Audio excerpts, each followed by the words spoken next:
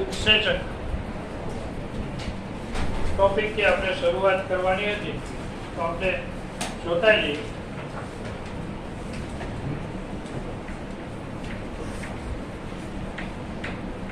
ઉત્સેચક okay. ઉત્સેચક પ્રોટીનની બનેલી રચના છે. ઉત્સેચક મોટા ભાગના ઉત્સેચકો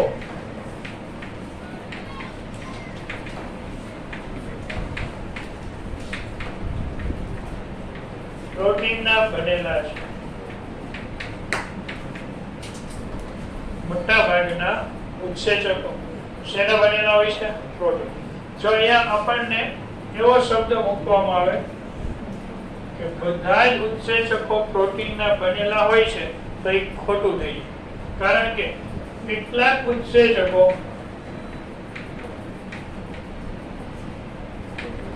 ન્યુક્લિક એસિડના બનેલા પણ જોવા મળે છે.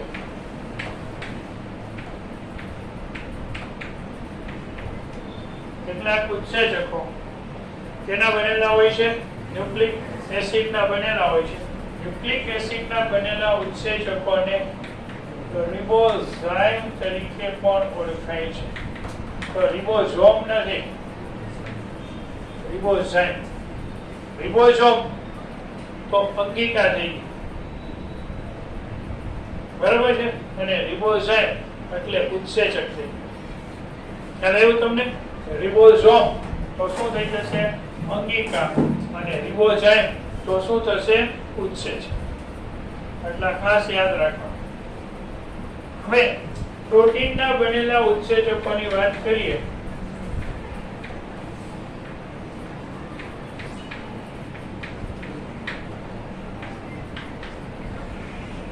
તો પ્રોટીનના બનેલા ઉત્સેચકો પ્રાથમિક, દ્વિતીયક, તૃતીયક સ્વરૂપ ધરાવતા હોય છે. પ્રાથમિક સ્વરૂપ એટલે એમિનો એસિડની પેપ્ટાઇડ બનતી બનેલી શૃંખલા. દ્વિતીયક સ્વરૂપ જે કુંતલાકાર અને તકતી સ્વરૂપે હોય, અને તૃતીયક સ્વરૂપ એ એનું ત્રિપરિમાણીય હોય. પ્રોટીનનું તૃતીયક સ્વરૂપ એ એટલે પ્રોટીનના બનેલા ઉત્સેચકો પણ ત્રિપરિમાણીય સ્વરૂપ દર્શાવે. જ્યારે એનું ઉત્સેચકનું ત્રિપરિમાણીય સ્વરૂપ દર્શાવે ત્યારે ગળીઓ અને ખાંચ છે એ બનતી જોવા મળે છે. આ ગળીઓ અને ખાંચ કેટલાક ચોક્કસ પ્રકારના ખાંચાઓ એમાં ઉત્પન્ન થાય છે. આ ચોક્કસ પ્રકારના ઉત્પન્ન થતા ખાંચાઓ એના ક્રિયા સ્થાન છે. ત્રિપરિમાણીય સ્વરૂપને પરિણામે પ્રોટીનની રચનામાં કેટલાક ખાંચાઓ કે ગુહાઓ ઉત્પન્ન થાય છે. આ ઉત્પન્ન થતા ખાંચાઓ કે ગુહાઓ છે એ એના ક્રિયા સ્થાન અથવા તો એને સક્રિય સ્થાન તરીકે પણ ઓળખવામાં આવે છે. ક્રિયા સ્થાન છે અથવા તો એક્ટિવ સાઇટ તરીકે એને ઓળખાય છે. આ ક્રિયા સ્થાન એ એવો વિસ્તાર છે કે આ વિસ્તાર સાથે અથવા તો આ જગ્યાએ પ્રક્રિયાથી જોડાશે. એટલે એને પ્રક્રિયાથી જોડાણ સ્થાન તરીકે પણ ઓળખવામાં આવે છે. ક્રિયા સ્થાનોને કેને ઓળખીએ છીએ? પ્રક્રિયાથી જોડાણ સ્થાન. એની સાથે કોનું જોડાણ થશે? પ્રક્રિયાથીનું જોડાણ થતું જોવા મળશે. એટલે થઈ ગયું પ્રક્રિયાથી જોડાણ સ્થાન. આટલું ક્લિયર થઈ ગયું? બરાબર. અને ઉત્સેચકના કયા પ્રકારના સ્વરૂપમાં પ્રક્રિયાથી જોડાણ સ્થાન આવેલું હોય? તો કે ઉત્સેચકના ત્રિપરિમાણીય સ્વરૂપમાં પ્રક્રિયાથી જોડાણ સ્થાન બને. અને કેવું હોય? તૃતીયક સ્વરૂપ. હવે ઉત્સેચકો અને અકાર્બનિક ઉત્પ્રેરકો વચ્ચેનો એક ડિફરન્સ જોઈ લઈએ. ઉત્સેચક અને ઉત્પ્રેરક. ઉત્સેચક છે એ જૈવિક તંત્રમાં ભાગ લે. ઉત્પ્રેરક અજૈવિક ઘટકોમાં, જેને આપણે ઉદ્દીપક તરીકે પણ ઓળખીએ છીએ. અજૈવિક તંત્રમાં ભાગ લેતો ઘટક એટલે ઉદ્દીપક, જૈવિક તંત્રમાં ભાગ લેતો ઘટક એટલે ઉત્સેચક. આ પહેલો ઉદ્દીપક અને ઉત્સેચકનો ડિફરન્સ. પછી ઉદ્દીપક છે ને ખૂબ જ ઊંચા તાપમાને પણ ક્રિયાશીલ રહે છે. બધા જ ઉત્સેચકો આ પ્રકારે કરી શકતા નથી, પરંતુ અપવાદ છે એમાં અપવાદ શું છે તો કે આપણે બીજા પાર્ટની અંદર આવી ગયા થર્મો એસિડોફિલ્સ બેક્ટેરિયા. બરાબર છે. થર્મો એસિડોફિલ્સ બેક્ટેરિયા ગરમ પાણીના ઝરણાઓમાં વસે જે સલ્ફર યુક્ત હોય છે. જ્યાં 80 થી 90 સેલ્સિયસ તાપમાન હોય તો પણ આ બેક્ટેરિયાના ઉત્સેચકો ઊંચા તાપમાને નિષ્ક્રિય થતા નથી કે નાશ પામતા નથી, પણ એ અપવાદરૂપ સજીવોમાં જ જોવા મળે. એવી રીતના હિમછાદિત વિસ્તારોમાં રહેતા પ્રાણીઓ અને વનસ્પતિઓ તો એના ઉત્સેચકો અત્યંત નીચા તાપમાને પણ કાર્ય કરવા માટે અનુકૂલિત થયેલા હોય, પણ એ અપવાદરૂપ રચનાઓ છે. બાકી બધામાં એ લાગુ પાડી શકાતું નથી. જ્યારે ઊંચા તાપમાને ઉદ્દીપકો છે એ ક્રિયાશીલ અવસ્થામાં જોવા મળે. તો શરૂઆતમાં ઉત્સેચક એટલે શું એની ઇન્ફોર્મેશન હતી. ઉત્સેચક એટલે મોટા ભાગના શેના બનેલા છે? પ્રોટીનના બનેલા છે, પણ કેટલાક શેના બનેલા છે? ન્યુક્લિક એસિડના બનેલા છે. ન્યુક્લિક એસિડના બનેલા હોય એને શું કહેવાય? રિબોઝાઇમ તરીકે ઓળખાય. પ્રોટીનના બનેલા ઉત્સેચકોની કેટલી સંરચના છે? પ્રાથમિક એમિનો એસિડની બનેલી પોલિપેપ્ટાઇડ શૃંખલા જેવી દ્વિતીયક, તૃતીયક સંરચના કેવું સ્વરૂપ ધારણ કરે? ત્રિપરિમાણીય સ્વરૂપ ધારણ કરે. એટલે એમાં શું આવેલા હોય? ખાંચાઓ કે ગુહાઓ. એના ખાંચાઓ કે ગુહાઓ છે એ કોને જોડાણ પૂરું પાડે? પ્રક્રિયાથી. આ ખાંચાઓ કે ગુહાઓ અને પ્રક્રિયાથી બંને વચ્ચે તારા અને ચાવી જેવો સંબંધ હોય.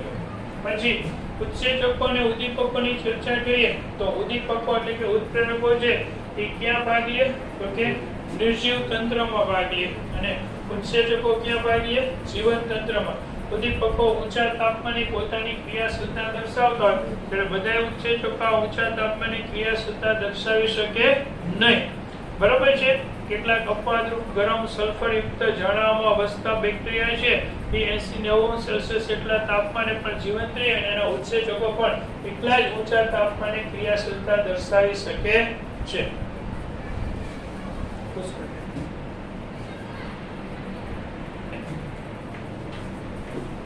રાસાયણિક પ્રક્રિયા કુદરતમાં સામાન્ય રીતે પ્રક્રિયાઓ થતી હોય ને, ફિઝિકલી પ્રોસેસ પ્રક્રિયાઓ બે જૂથમાં વહેંચી નાખવામાં આવે છે. એક ભૌતિક પ્રક્રિયાઓ છે અને બીજું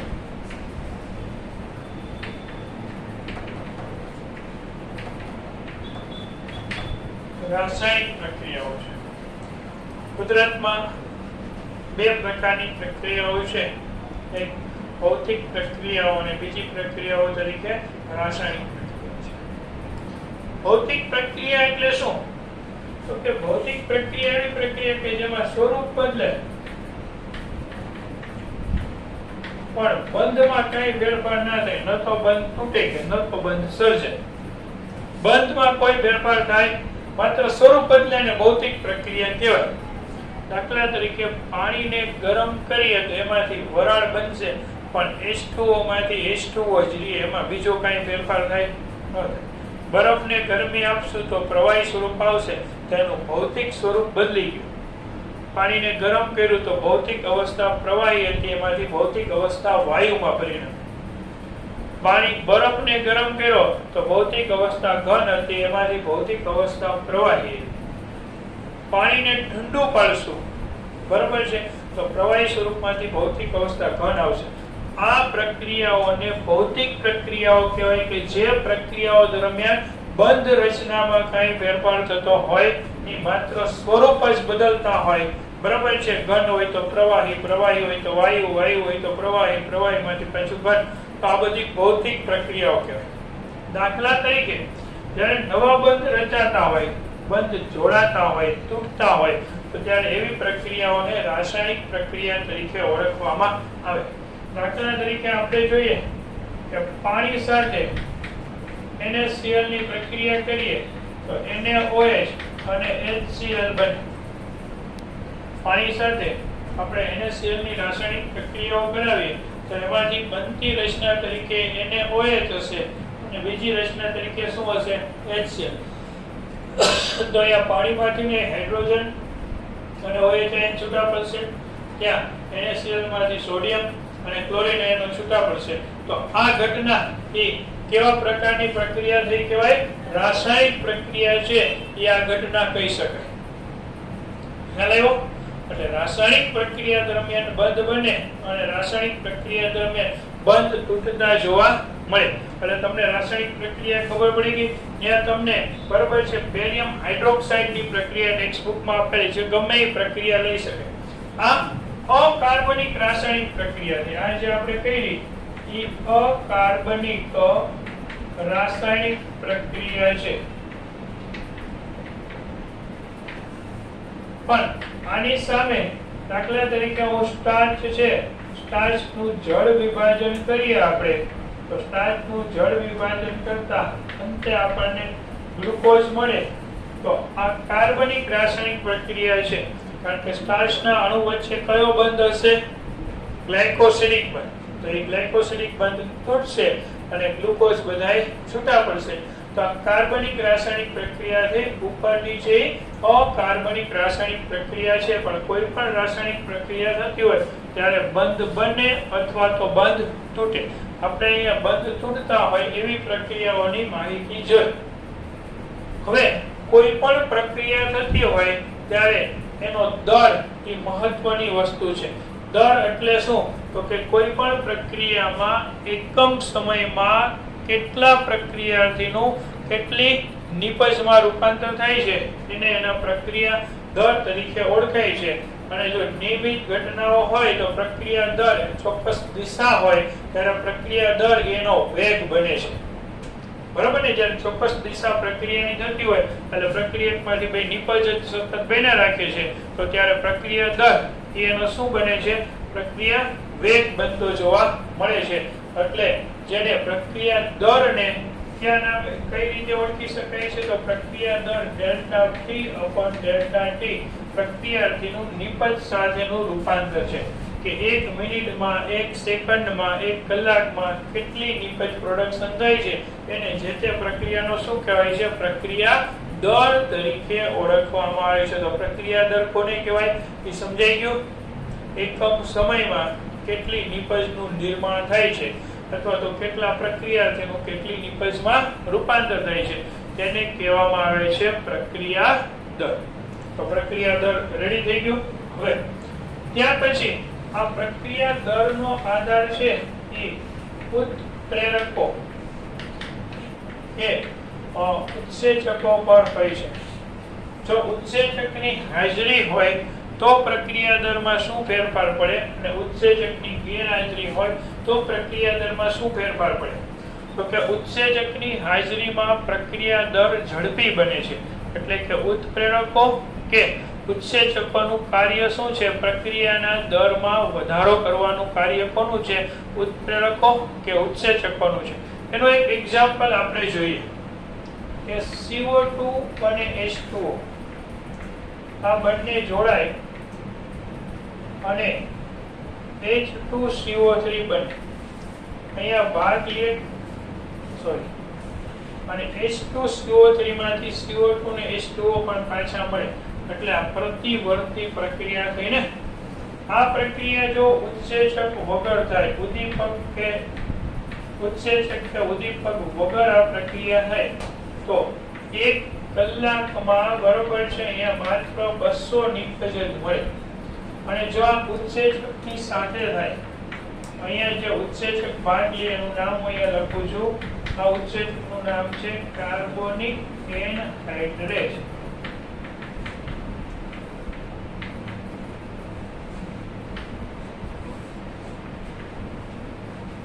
કાર્બનિક એનહાઇડ્રેટ ઉત્સેચક સાથે આ પ્રક્રિયા થાય તો 1 સેકન્ડમાં અહીંયા નિપજ તરીકે આપણને 6 લાખ અણુઓ મળે. એટલે ઉત્પ્રેરકો કે ઉત્સેચકો નિપજની માત્રામાં વધારો કરવા સાથે સંકળાય ખૂબ ઝડપી પ્રોડક્શન થાય. પ્રક્રિયાનો દર અનેક ગણો શું થાય વધી જાય. 10 મિલિયન કરતા પણ વધારે વેગ છે અહીંયા વધી ગયો છે. હવે ઉદ્દીપકો ભાગ લેતી જુદી જુદી પ્રક્રિયાઓ છે આપણે 14મા પાઠમાં શીખવામાં આવશે. ટેક્સ્ટ બુકમાં પણ એવું કહે છે કે ગ્લાયકોલિસિસની પ્રક્રિયા આપણે ગઈકાલે ચર્ચા કરી હતી કે કેટલા સ્ટેપમાં પૂરી થાય. 10 સ્ટેપમાં પૂરી થતી હોય તો ત્યાં ઉત્સેચકો ભાગ લેતા હોય છે. એવી જ રીતના આપણા શરીરમાં લેક્ટિક એસિડનું નિર્માણ થાય, એસિટિક એસિડ જ્યારે બનતો હોય ત્યારે બધી ઉત્સેચકો ભાગ લેતી પ્રક્રિયા છે.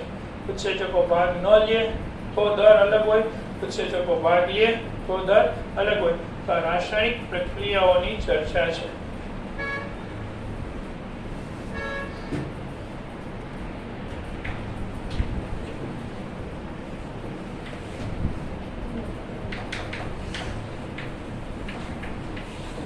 ઉત્સેચકની કાર્ય પદ્ધતિ.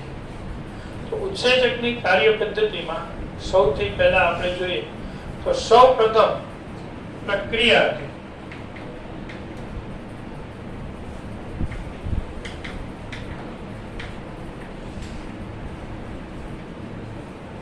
પ્રક્રિયાર્થી એટલે સબસ્ટન્સ, બરાબર, જેને S તરીકે ઓળખાય છે. પ્રક્રિયાર્થી ઉત્સેચક સાથે જોડાય, ઉત્સેચક સાથે જોડાય છે. ઉત્સેચક એટલે એન્ઝાઇમ. તો આ પ્રક્રિયાર્થી છે.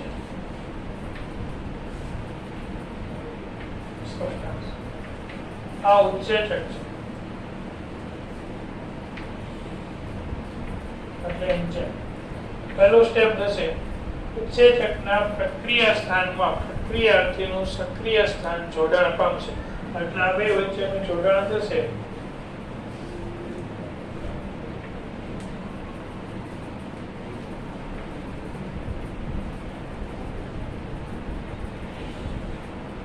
એના પરિણામે આ જે રચના બને એને કહેવાય ઉત્સેચક પ્રક્રિયાથી સંકુલ.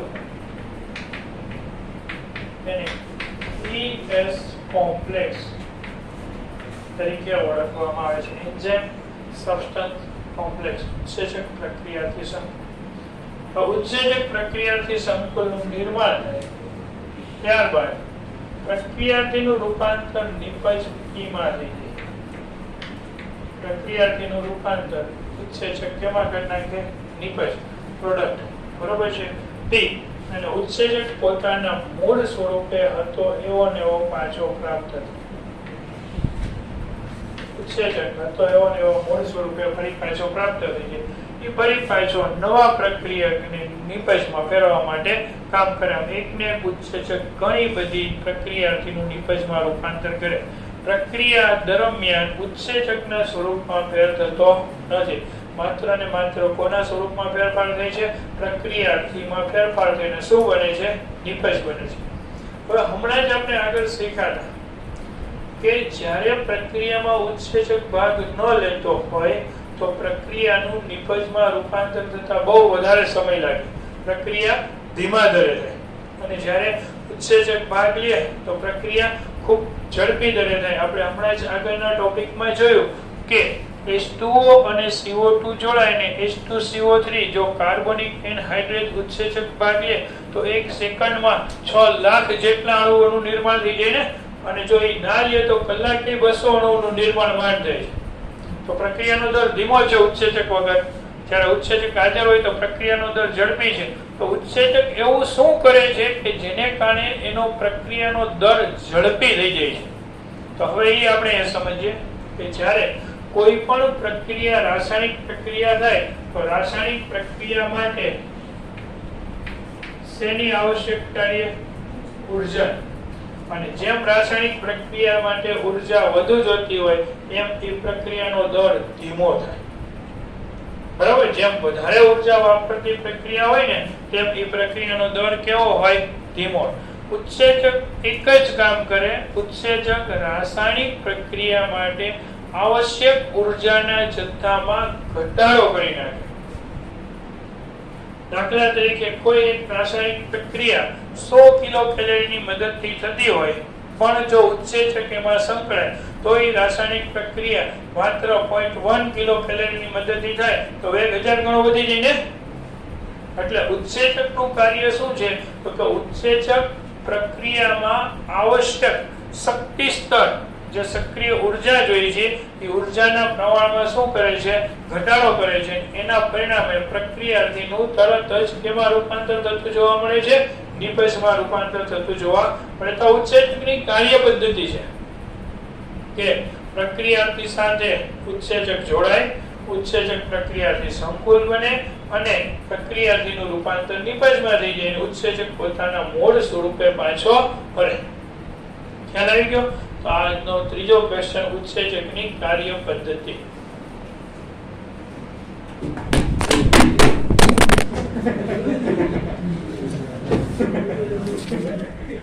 Thank you.